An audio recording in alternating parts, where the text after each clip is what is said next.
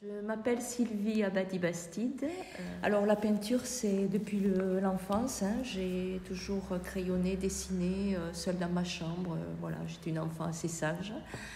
Et donc progressivement, cette passion, entre guillemets, m'a accompagnée au quotidien, avec une évolution dans ma vie, puisque bon, j'étais enfant, après j'ai grandi. Après, dans ma vie, la peinture a toujours été là. Mais je suis comme toute femme, on passe par plusieurs périodes. On est donc enfant, après adolescent, après on est dans les rencontres, l'amour, les couples, l'enfant, le travail. Enfin, il y a tout un tas de choses qui se passent dans une vie. Et donc moi, ma peinture, elle a toujours suivi toutes ces transformations, ces évolutions de ma vie avec mon ressenti intérieur. C'est-à-dire que j'ai peint toujours par rapport à ce que je vivais intensément, parce que je suis quelqu'un de profondément émotive et sensible. Et donc je sais que mon travail se ressent de ces vibrations. Voilà. J'ai voulu aller plus loin, donc j'ai fait une formation à l'école des Beaux-Arts de Toulouse avec monsieur Daniel Shenton, un grand peintre. Donc j'ai eu cette chance de travailler avec lui. J'ai fait ses cours pendant 3 ans.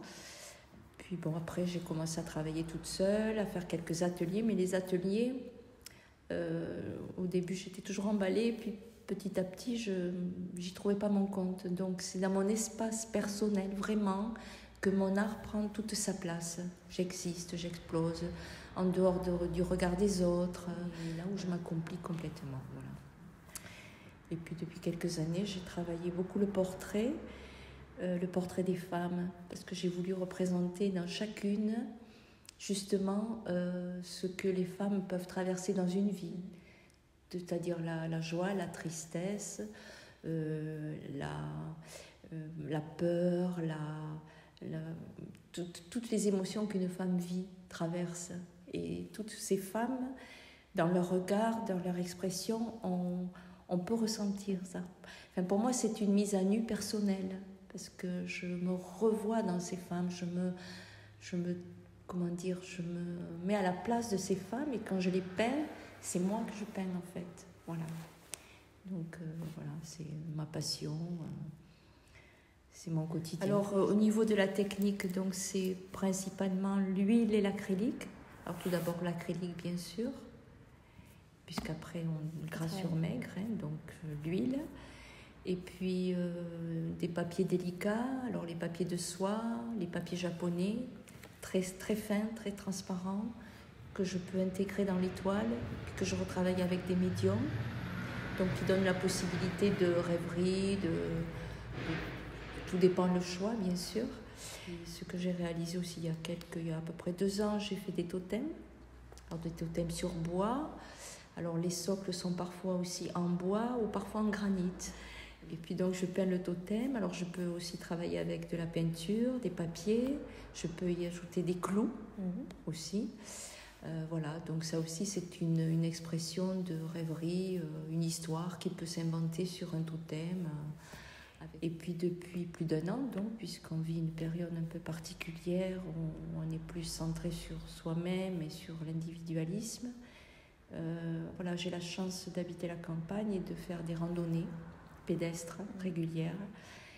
Et là, il s'est passé quelque chose aussi, puisqu'il y a eu un fil conducteur qui m'a porté vers des choses naturelles, avec des couleurs différentes, plus douces, des expressions de liberté, une liberté picturale. Je voudrais lire un texte que j'ai écrit à l'occasion d'un prix que j'ai reçu fin février 2020. Donc c'est le prix de l'Académie du Languedoc. J'ai reçu le prix René Aspe, donc c'est une belle reconnaissance. Et donc à cette occasion, j'ai dû parler de ma peinture. Donc je vais vous lire le texte.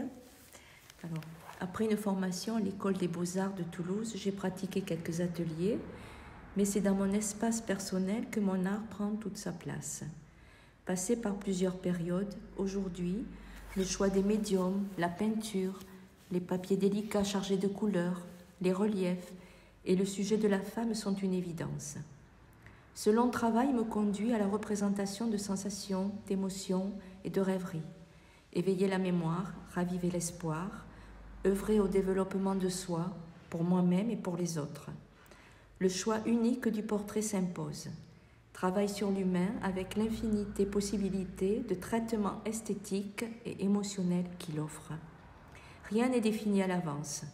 Un visage qui inspire, en réaliser un nouveau, loin du modèle, image de l'inconscient ainsi matérialisée. Le réel est modifié et ne devient que mise en scène, prétexte à la confrontation d'un face-à-face. Sonder l'âme féminine dans ses plus secrets retranchements, les plus fascinants aussi. Témoignage d'une réalité perdue, transcendée par la multiplication et la variation infinie de l'image féminine, ainsi devenue universelle et intemporelle, pluralité des modèles pour n'en faire qu'un. C'est bien ma nature profonde et intime qui transparaît dans mes œuvres, terrible et exaltante mise à nu. C'est alors que l'œil extérieur et subjectif du spectateur peut imaginer l'histoire, ma propre histoire, car l'art du portrait n'est qu'une histoire de rencontre. Cependant, l'inspiration artistique est incontrôlable et pourrait-il se faire que je sois inspirée par d'autres thèmes.